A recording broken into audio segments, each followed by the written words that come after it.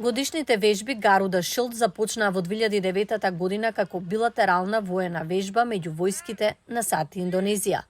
Од 2022 година, со вклучување на повеќе земји, таа беше наречена Супер Гаруда Шилд, а сега е една од најголемите заеднички мултинационални вежби во Индо-Пацифичкиот регион. Latihan kali ini akan dilaksanakan selama Оваа вежба ќе се одржува 14 дена и во неа ќе учествуваат 17 земји. 6 земји ќе испратат своји војници, а 11 земји ќе испратат наблюдувачи.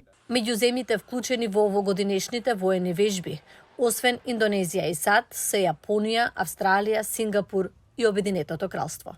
This is Super Garuda Shield. Ова е Супер Гаруда Шилд. Поголема е од минатата година. Државите доаѓаат поради нашата способност подобро да учиме едни од други. Овде се развива човечка и процедурална интероперабилност, што ќе не однесе низ конкурентска криза и не дај Боже конфликт. Затоа е важно што сме тука за да можеме подобро да работиме заедно. As Apong Lima said, to professionalize ourselves by learning from one another. Индонезиската војска изјави за Гласот на Америка дека основната мисија на заедничката вежба е да се зајакне билатералната и мултилатералната соработка во регионот.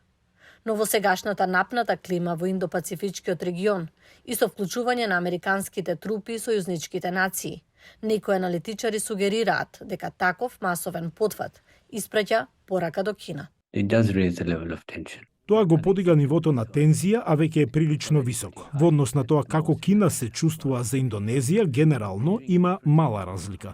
Но ако гледате во однос на тоа што Кина ќе направи за тоа сега или во блиска иднина, нема разлика.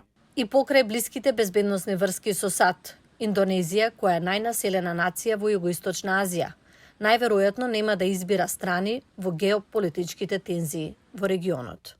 Indonesia is a vital partner for anybody. Индонезија е витален партнер за секој во регионот. Таа е земја со речиси 300 милиони жители, најголемиот играч економски и воено во Југоисточна Азија, но нема да се усогласи во ниту еден табор. Работи исто како Виетнам или Индија, ќе соработува со американците, јапонците или со кинезите, кога нивните интереси се преклопуваат. Or the Chinese, when their interests overlap. Како знак за прагматизмот на Џакарта по ова прашање, за разлика од Супер Гаруда Шилд 2022 година, овогодинешните вежби почнаа далеку од морето Натуна и ќе се одржуваат до 13 септември на неколку крајбрежни области на Источна Јава.